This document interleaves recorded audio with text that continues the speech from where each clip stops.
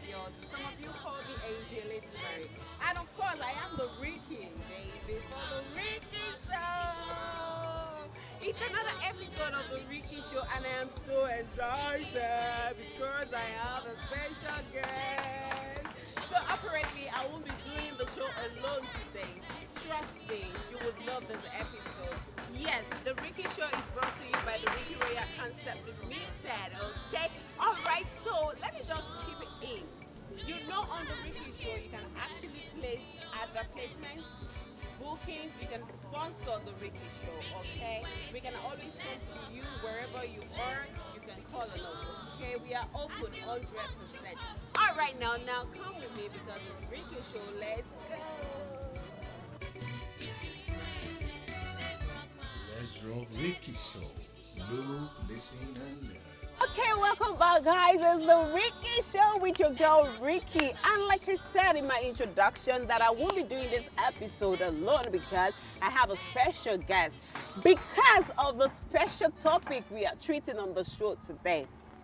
Okay, so we are treating the topic youthful exuberance on the show today. And this is the reason why we have brought a youth of the other gender, that's the male gender, so that I won't bring a female, I won't bring the female gender, and me and the person will be thinking in one direction. So I brought the male gender so we can have, you know, diverse, we can have different opinion, and you know, yeah. And yes, first and foremost, youthful exuberance is a way whereby a young person is aiming for things that are beyond his or her age and status at a particular period in time.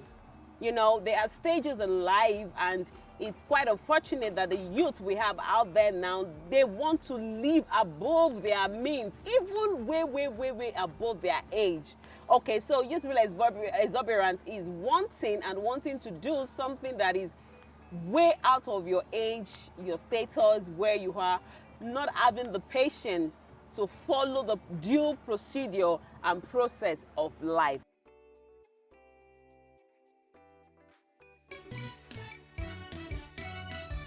Let's rock Rikkie Show. Look, listen, and learn.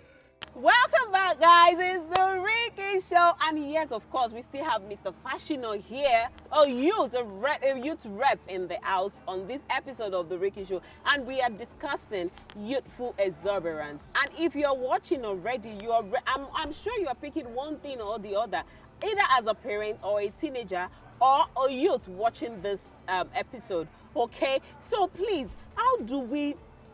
Okay, let me take this question personal. Okay. When you were in school studying chemistry, Yeah. I'm sure you had friends. Of course. You had friends that Of course. your classmates, your friends and all that. Do they, or out of, like, first, let me ask you, when you were in school studying chemistry, how many friends can you boast of that you have as friends, males? Okay, because of my status, I had so many friends. Yes, because while in school, I had to engage in so many activities. That's right. So wow. with that, I have a lot of friends. Friends, wow. So- Okay, so what I wanted to ask basically is, you know, when you finished studying chemistry for how many years? 4 years. 4 years. You had to take a professional course in accounting and all that. How many of these people follow suit? Like, not basically to study, to do something professional like the accounting, or follow suit, like following the right way that you have followed, and you are happy, you are at peace, you are not scared somebody is bringing a gun behind you. How many of those people followed suit? Okay, like the African adage, show me your friend and I will tell you who you are. By virtue of who I am, I was able to influence my friends properly. Oh. And of course, not everybody would turn out to be good because not all fingers are equal. Yeah. But I could say to some very extent, I had friends who told the part of good, the good part. Wow. Yes. Wow. That's quite impressive. And see, your reward is not in heaven alone. Your reward will start from this end. Because, yes, you have helped them. Because some of them would have, you know, resort to doing all sorts of things in the society. And a lot of them would have been the cause of why we are all crying and ranting every day and there is no solution, because it's really, really, really, really, in fact, the society right now, it's something that when you sit down idle without doing anything and you start thinking about it, you will lose your mind. Yes, of course. You will lose your mind. Okay, so, Mr. Fashino, Yes. what do you think, what measures do you think should be put in place so this youthful exuberance can be, you know, I don't know. Yes, thank you. Once you can identify a problem, I think that's the first step of having a solution. So as we have rightly identified the problem, let me start from the parenting aspect. Okay. Once we have parents that can be there for their kids or their wards, and they have time to listen, then the kids also can talk to them. They become friends of each other. I think that is the first step. You know, there won't be a gap. Yeah. So those existing gap will be breached by the Yes, parents and the kids. Of course, they can talk to themselves and say, okay, this is what is happening to me. So there won't be any space for the society to or influence any other or the influence pressure. to come in. I get it. So the parents will do a lot. By then. And like I rightly mentioned, the case of the puberty also.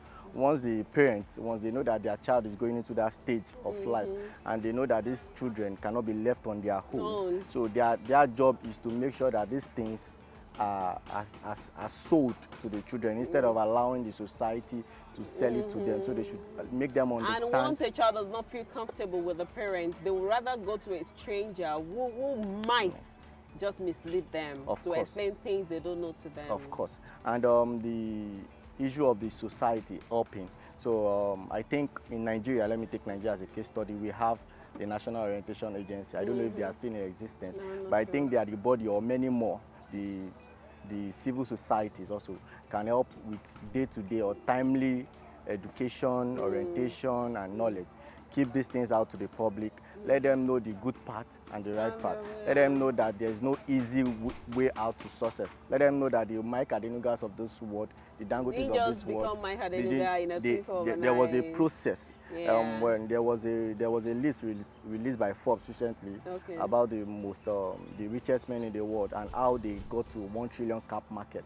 So it took some companies, Amazon, 44 years. It took some 30 years. So if those informations can be made available to the public, I think these youths will see these things and understand that it is not just when you wake up one day you just get money. Yeah, you just get the end is a process, and they have to follow suit. So I think those are the things that we can do as society, as parents, to help curb these issues. Yeah, to help curb it, yeah. But one thing is, do you think the government are doing anything to help? Because I think if there is a law, there should be punishment. And if this situation of youth exuberance, you know, fraudsters, scammers, ritualists, killer here and there, internet, whatever, if there is a law binding these things, there should be a punishment for whoever. I think there are laws. Well, it doesn't look like there are laws. The problem is execution. Really, sir, I'm not trying to cut you off. Okay. Really, sir, like today, we might hear that, okay, so person have been arrested for doing this, and that will be the end. So there is no gravity. What I'm saying in essence is, the government needs to put, or maybe the government needs to put in place some kind of punishment so that if you are in the process and you see someone else being punished for the same thing you are doing wrongly, maybe it will curb these acts in our society. What do you think? Of course, there are laws and there are punishments. Maybe what the government should do more, like you rightly said, is when you hear of issues, at the end of the day, it just dies down, it cools off. Nobody hears anything. So nobody understands that somebody has been jailed. Somebody has been caught. Punished for what they have done wrongly. Punished for what they have done. Cares. So maybe when these informations are put out there through the media houses of the government or private media houses or whoever has such information, when they put these informations out there that there is a punishment, likewise there is a reward. So I think people will buckle up and sit up. Because I know while growing up, even at our age, like, you know, we are about 5 of us for my parents, and if any one of you does anything wrong, they will make sure they punish you in the presence of the other ones, so they don't try it as well. Of course, yeah, that is true. I think we have moved away from the stone age, like they call it, now to the modern age where we have a lot of cruise, Digital fun, mothers and digital fathers. Of course. Digital parents. So that's a big will problem. Everybody will be all right last. Okay, guys, we are still on the Rikkie Show, and of course, I am sure you are learning one or two things. And yes, you can contribute to this discussion. You can give us your reservation, your opinion. You can have your comments under this video. On our screen, our contact numbers, our social media handles are there. You know, we need you to contribute. We need you to help us. We need you to help the society. The society is messed up already, and it's not just about the youth anymore. It starts from being a teen. Even children now. Oh God, God will just have mercy on this world in general. Okay, we'll be right back, and we are still on the Rikkie Show. Mr. Fashioner is not going yet, okay? See ya. Let's rock Rikkie Show. Look, listen, and learn. Okay, welcome back, and we are still on the Rikkie Show, and of course we still have Mr. Fashioner in the house on this episode. And yes, we are talking about youthful exuberance, and it has been so insightful and deep, okay, from Mr. Fashioner. Okay, so Mr. Fashioner, I want to ask you one silly question, okay? Why did you choose the path that you are right now and not the other way? Indeed, it's a silly question. Anyway. I already said I'm going to ask a silly question because with the kind of society that we have now, it's very hard for us to assemble 100 men. It's very hard for us to assemble 100 young men of your caliber, and it will be hard for us to pick about 20 of them that are on the right path. With what we have, with what we have in our society, how polluted it is right now. So I just want to know is there an inspiration? Is there an orientation, or it was just a personal decision to just be a good man, a good young man, a focused young man? Why are you on this path and not the other path?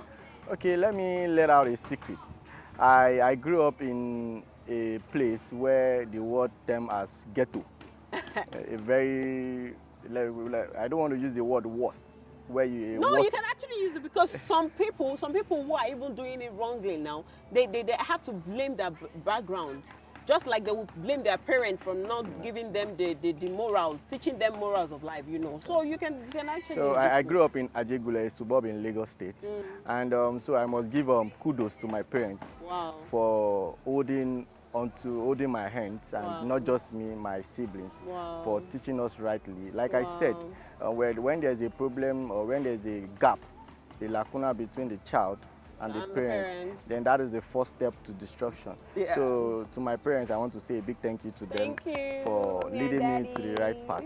And also, I think I also took a personal decision. When I saw what is happening in my immediate society, that is Ajegula, I felt like this is not the kind of life I want to live. So I had to take a personal decision and say, this life is not for me. So that is where it all started. So my parents first, then a personal decision from me. You see, I say those things when people come with the phrase that environment determines a child. I do say no, you know, but sometimes I choose where I have to make that argument, because it's not everyone who would speak has the knowledge to conceive. Do you get? Of course. So I choose my battle. I choose where to waste my energy. So wherever or whenever I hear people make that phrase that environment determines a child, I will say no. Maybe to some extent, because look at you, for instance. You grew up in Ajegule. Who does not want to be the what's up guy, Ajegule boy, like Rolly, like Sneak, like Brave Bottle, like, you know? And you have decided to choose the right path because you thank God for your parents, like you rightly said, and you took a decision personally. You know, it's very easy to take the earth to the stream, but you can't force the horse to drink. Your parent might have done all they could do as parent, and you have chosen to go the wrong path. At the end of the day, we will still blame the parents. Sure you get. So environment, like even personally, when I tell people where I grew up from, they will be like, you don't act like them. I'll be like, why should I act like them? I am the one living there. It's not the environment that is living inside of me. So why should I behave like the environment? You know. Yes. Okay, so that will be like, I don't know. What do you have to say to the youth watching this episode of the Rikkie Show? The teenage child out there, the youth, even the child out there that can listen and hear, because you will be surprised what a 7-year-old is capable of in this our society right now. So I need you to please tell the children watching this episode, the youth watching this episode, the adults, because a lot of adults that we have around, they are not even helping matters at all.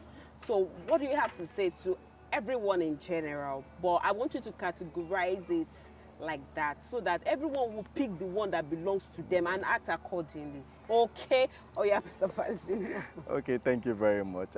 Like I mentioned earlier, because like you said, people want to give excuses. Yeah. So I always tell people, life is not fair, but it will give you options. If you are not crying, you will be laughing. If you are not dead, you will be alive. So for the kids out there, I want you to know that not all that glitters are good.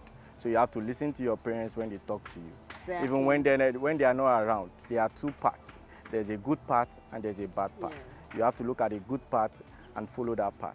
And to my teenagers out there, I know there's this rush for us to be part of the life, to become the becoming.